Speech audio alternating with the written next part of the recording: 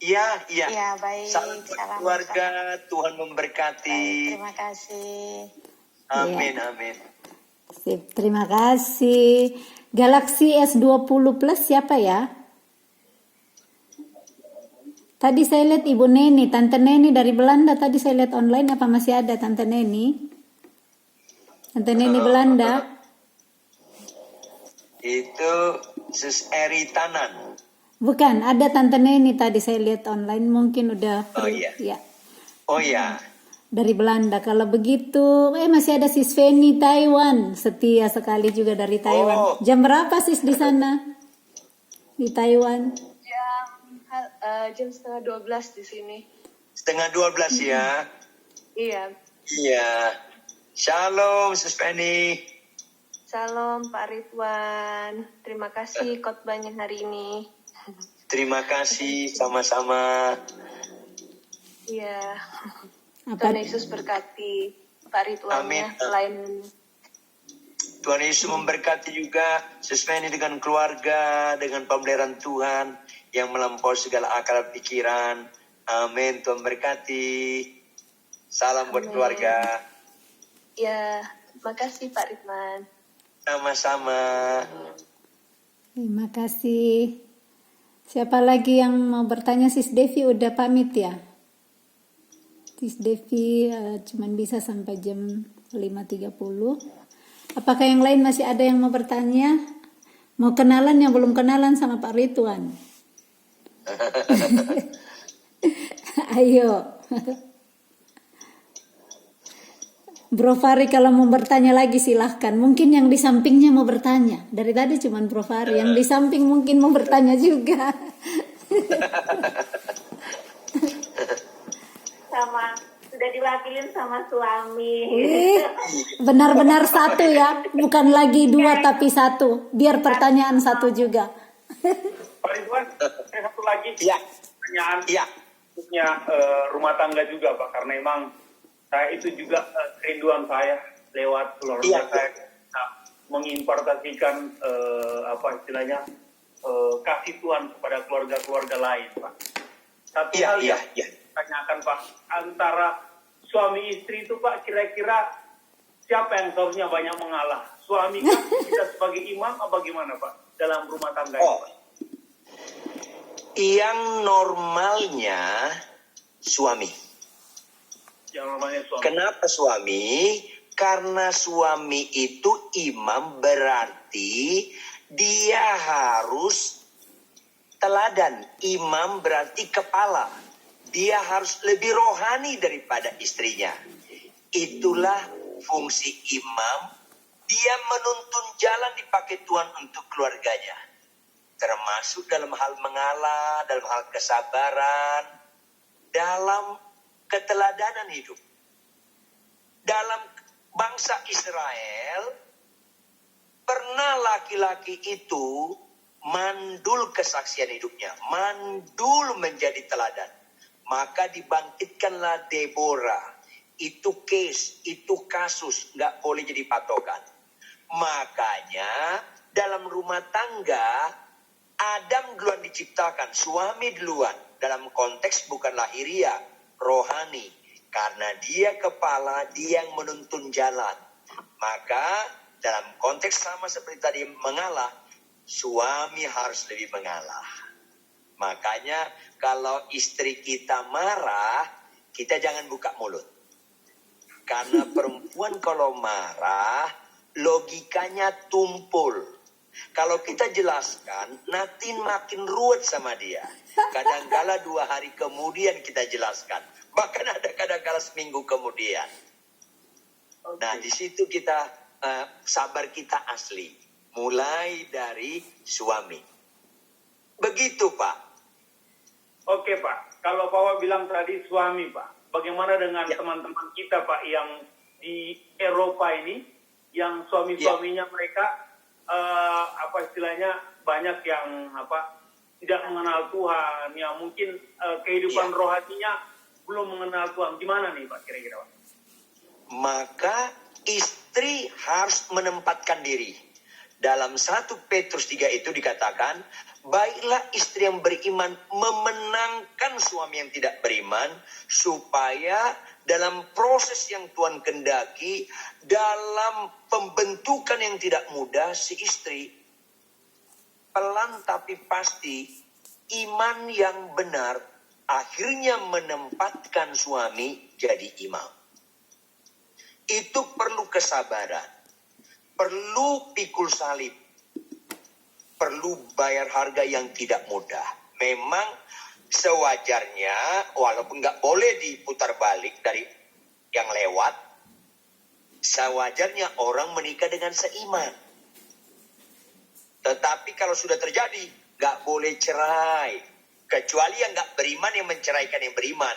Itu lain hal. Yang beriman nggak boleh cerai. Malah terangnya, garam dan terangnya harus berfungsi di rumah tangga.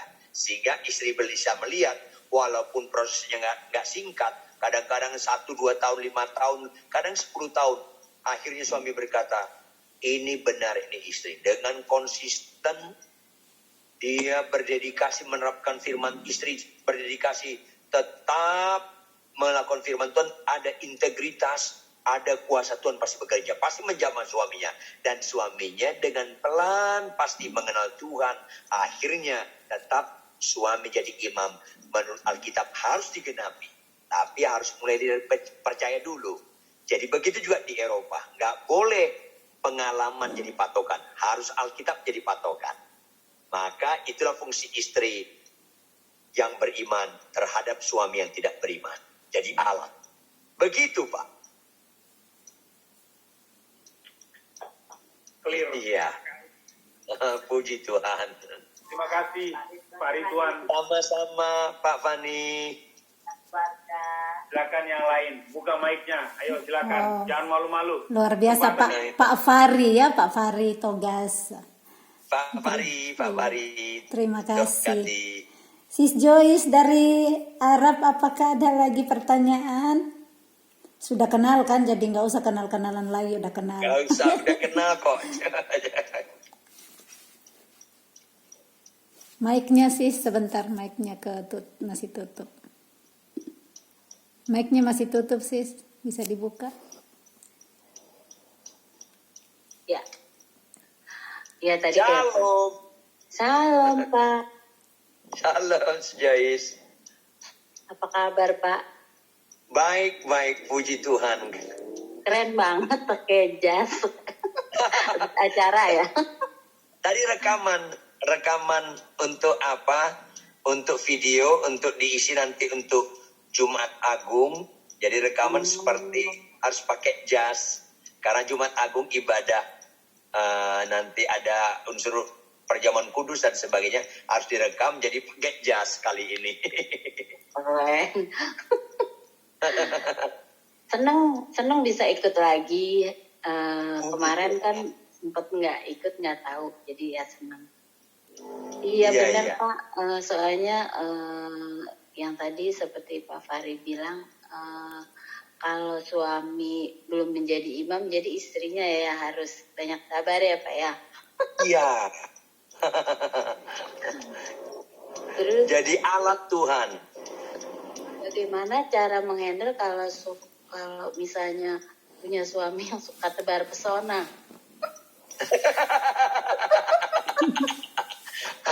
Terima kasih.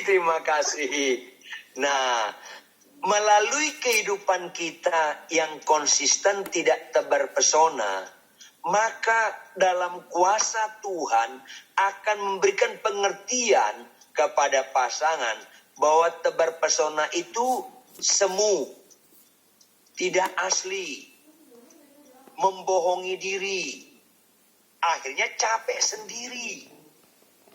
Jadi kita perlu hidup konsisten menjadi teladan di rumah, tidak di luar, tidak tebar pesona.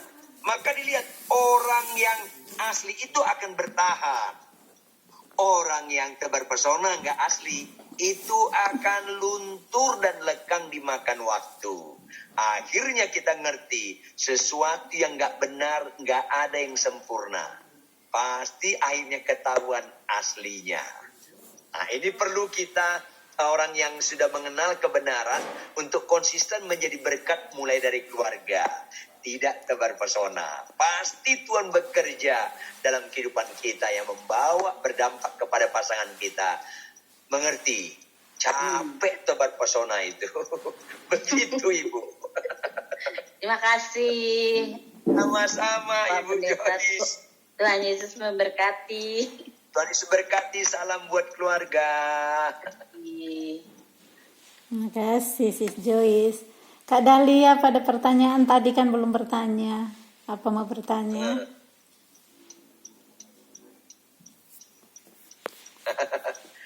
Shalom. Lalu, ya pertanyaannya ini tentang rumah tangga ya. Iya, boleh. Apa saja boleh Bu Inang. Ini rumah tangga untuk sebentar ini saya ini dalam apa ya problem masalah dalam rumah tangga.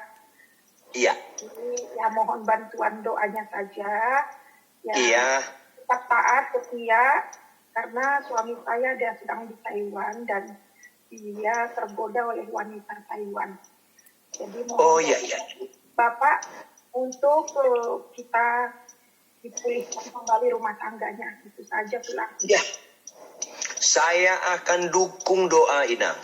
Sehingga Tuhan yang tidak terbatas ruang dan waktu menjamah dan melawati, memberikan kekuatan untuk Inang tetap kuat, sabar dan konsisten jadi berkat bagi sang suami, sehingga sang suami juga dijamah oleh Tuhan. Dia boleh berbalik dan bertobat, memberikan diri berdamai dengan Tuhan, berdamai pada diri sendiri dan berdamai sama pasangan dan banyak orang. Itu yang Tuhan akan kerjakan. Dan kita percaya Tuhan dengan senang hati mengerjakannya. Amin. Amin. Inang. Tidak bertanya, tapi mohon doa. Iya. Saya bawa Inang nanti di rumah juga. Dalam doa-doa rutin kami akan berdoa. Iya Pak, ya terima kasih Tuhan. Sama-sama. Tuhan berkati Inang Dahlia. Salam. Ya, terima kasih. Nama suami saya itu Jack Tulang. Jack. Ya. Oh ya, Jack. Ya. Orang Prancis ya? Iya, orang Perancis Tulang. Kalau bahasa Alkitabnya Jakobus. Oh ya. Jack. Itu bahasa Perancis. Ya. Jack. Oh siap Inang. Siap. Ya, terima kasih Tulang. Sama-sama Inang. Tuhan berkati. Ya, God bless Tulang. God bless. God bless itu. Amin. Iya, terima kasih Kak Dahlia. Yang pakai HD itu Sis Diana tadi ya, Galaxy S20 nggak tahu siapa. Bro Fari masih ada. Kak Alfred, apa ada pertanyaan ini lagi membahas tentang keluarga ya, jadi nggak khusus. Tadi dimulai dari Bro Fari tanya keluarga, masuknya pertanyaan keluarga. Jadi kalau mau bertanya yang lain pasti Pak Ridwan juga siap. Boleh. Ya Pak, silakan. Iya. Kalau ada Kak Alfred kah, Om Ruben kah, Sis Feni kah, silahkan. Kalau ada yang pakarnya Tuhan sudah percayakan Pak Ridwan dengan kebenaran-kebenaran firman Tuhan untuk menjawab pertanyaan-pertanyaan kita yang mungkin belum terjawab selama ini, silakan. Adakah lagi? Ini pasti Bro Fari di Geneva masih banyak pertanyaan, tapi dia kasih kesempatan yang lain, makanya dia diam-diam dulu. Itu bagian pengorbanan juga itu. Sangkal dirinya itu saudaraku di sana dengan istrinya yang Bro Fari itu terkasih. contoh itu spesial luar biasa rumah tangga Itu mereka. imam yang luar biasa. Jadi Amin. imam luar biasa itu dengan istrinya yang luar biasa, istri yang setia, penolong yang baik Semua untuk karena suami. kemurahan Tuhan seperti Pak Ridwan katakan. Semua untuk hormat kemuliaan nama Tuhan. Ya, benar. Puji Tuhan. Ya, apakah ada lagi yang mau bertanya ke Pak Ridwan? Kalau enggak, kita bisa tutup biar Pak Ridwan bisa pulang ke rumah. Kasihan beliau masih di jalan tadi.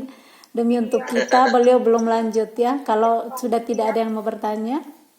Pak Ridwan, saya itu tetangganya Selma. Oh Tetangga. gitu. Ya. Tetangga di Makassar atau di Toraja? Di Swiss. Tetangga di Di Swiss. Di Swiss. Oh sorry. Di Swiss tetangga. Kami sama-sama Ya. di Swiss ya. Waduh, puji Tuhan. Jadi kalau datang ke Swiss, saya jemput, saya antar ke tempatnya ke Selma. Jadi kami itu berdua, kami kerjasama selalu bagian penjemputan karena beliau tinggal di Geneva. Di Dekat. Geneva, Pak. Jadi Ya. kalau Pak Ridwan ke Geneva, saya jemput, saya antar ke Selma. Di Bukit Siong, Pak. Oh, Bukit Sion ya. Wah, itu juga pelayanan yang mulia. Amin. Pak Ridwan, maaf saya ada pertanyaan. Saya baru ngomong nunggu suami keluar dulu, takut dia ngerti bahasa Indonesia soalnya. Wah. Jadi suami kan orang Taiwan nih. Kata Pak Ridwan kan kita kalau yang suaminya belum di dalam Tuhan, berarti yang berjuang itu istri. Pertanyaan saya begini, saya tahu ada firman istri tunduk pada suami. Benar. Cuman kadang karena suami kan memang waktu mau menikah terus dia dibaptis, dia jadi Kristen, tetapi saat di sini dia kan imannya mungkin ya som-som kuku ya, dia masih menyembah berhala. Di sini kan agama Taoisme ya. Jadi dia minta saya untuk menghormati bapaknya ya, untuk penyembahan berhala mereka, karena di dalam keluarga begitulah kayak peraturan gitulah, menantu harus ikut gitu dalam penyembahan berhala tersebut, karena Taoisme itu kan leluhur gitu loh. Jadi karena udah di dalam keluarga, menurut mereka aku harus ikut. Tapi puji Tuhan saya berpegang pada iman saya kepada Tuhan Yesus. Saya tetap menolak walaupun intimidasinya kuat sekali memang. Karena bukan hanya sekali itu, entah besoknya ada lagi. Kita nggak pernah tahu. Mungkin hari itu lolos, hari kemudian apa gitu. Dan saya sering menangis dalam hal yang seperti ini, merusak, mencuri damai sejahtera betul. Karena anak-anak juga dibawa, diwajibkan istilahnya. Nah, pertanyaan saya adalah tunduk pada suami. Tetapi dia menyuruh untuk menyembah berhala, itu yang aku agak bingung, tunduk sama suami atau... Oh iya. Nah ini agak-agak rancu soalnya. Tolong dijelaskan. Terima kasih Pak Ridwan. Terima kasih. Tunduk tidak sama dengan taat. Saya ulangi.